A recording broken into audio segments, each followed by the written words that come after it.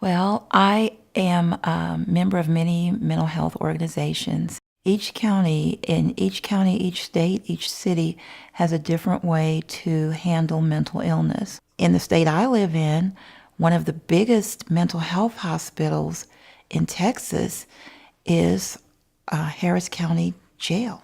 We were trying to get the officers to understand when a call is made, a family is in crisis. It became apparent through tragic circumstances that the police were ill-equipped. The person who has the mental illness at the time of the crisis, their minds are either, I'll use the example of someone who's hearing voices. The voices have become, they're out of control. There's a lot of activity in their brain. Their brain is just racing. It can't stop. When the police sirens would come, all it would do was just make that brain go faster and faster. Oh yeah, the voice is saying, yes, this was getting ready to happen. Yes, I told you they were coming. Yes, I told you the CIA was there. When the police come in there, all it does is just fuel the fire. Family, a lot of times, is afraid to call the police officer because they don't know what the outcome is going to be.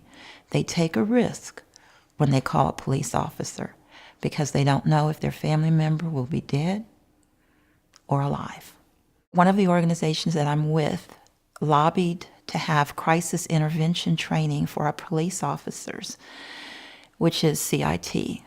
Fortunately, we were able to do that. They go and speak to the police officers, explain situations, kind of give them a face and a name of families who may have someone that has a mental illness.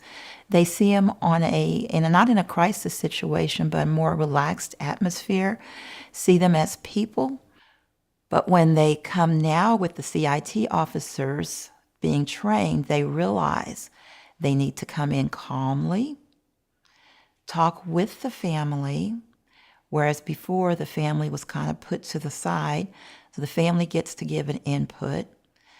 The person who is in the crisis situation becomes calmer because there are no guns drawn.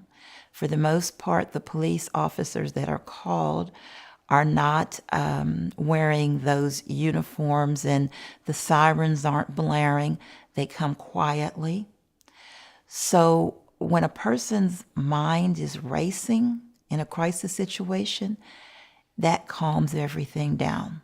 The voice says, or could say, I thought they were going to pull the gun on you, but they didn't pull the gun. This person is actually talking to me like I'm a human being.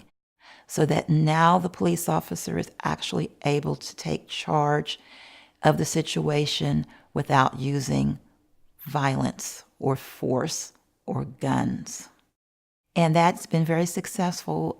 Over 600 police officers have now been trained. That has worked very well, not only in my community, but in communities all over the United States.